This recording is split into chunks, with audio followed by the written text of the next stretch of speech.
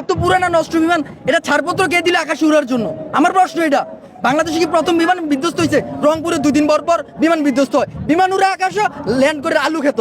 এটা কোন দেশের কথা রে ভাই? আমি টয়লেটে বসে রয়েছি, বিমান উপরে দিয়ে যায়, আমি গাড়ি বোমদা আমার উপরে পড়বো।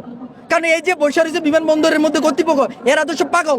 এরা কোনো চেকিং টেকিং না করে বিমান ছাইরা দেয়। পাইলট কি সব জানে? পাইলটের কাজ হলো বিমান চালানো। এরা যে চেকিং একদিন আগেই চেকিং করতে হয়, ছাড়পত্র দিও, তারপর বিমানে উঠতে হয়। বাংলাদেশে আকাশে যদি বিমান উঠে তাহলে ইঞ্জিনিয়ার কর্তৃপক্ষ ছাড়পত্র নিতে হবে।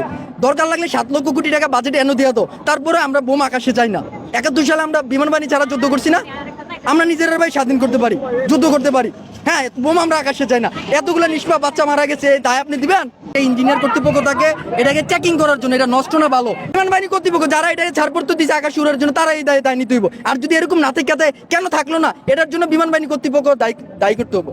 কি রে ভাই, লাস্ট 1 সপ্তাহ পরে আইবো, যে হাসপাতালে যারা আছে সবাই মারা যাবে, আপনি গ্যারান্টি দিতে পারবেন? এখন লাভ করেন কেন?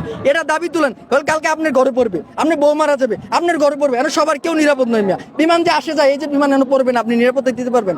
বাংলাদেশে আকাশে যদি বিমান উঠে তাহলে ইঞ্জিনিয়ার কর্তৃপক্ষ ছাড়পত্র নিতে হবে। দরকার লাগলে 7 লক্ষ কোটি টাকা বাজেট এনে দিয়ে দাও, তারপরে আমরা বোম আকাশে চাই না। 71 সালে আমরা বিমান বাহিনী ছাড়া যুদ্ধ করছি না? আমরা নিজেরা ভাই স্বাধীন করতে পারি, যুদ্ধ করতে পারি। হ্যাঁ, বোম আমরা আকাশে চাই না। এতগুলো নিষ্পাপ বাচ্চা মারা গেছে, তাই আপনি দিবেন?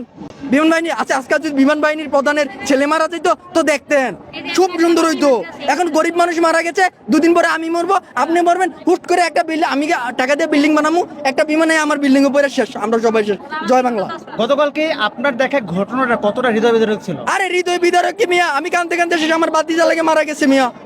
হ্যাঁ, আপনারা এটা জিজ্ঞেস করেন, এটা জানেন না? এ দেখেন তো সব এই নারকেল গাছের অবস্থা দেখেন, মানুষ কি হয়েছে ভিতরে। হ্যাঁ, এটা তো বোম ছিল মিয়া, একটা পরমাণু বোম। বাতিজের লাশ পাওয়া গেছে কিনা? এটা তো একটা পরমাণু বোম। আমরা চাই বাস নেক্সট টাইম আকাশে বিমান উঠলে ছাড়পত্র নিয়ে উঠতে হইব, এবং ছাড়পত্র ছাড়া কোনো বিমান আকাশে উঠবে না। আমাদের জীবনের নিরাপত্তার জন্য আমরা এটা বলতেছি। কালকে ওর বাসায় পড়বো, ও মারা যাবে, আপনি দায় দিবেন না? কর্তৃপক্ষ দায় নিব।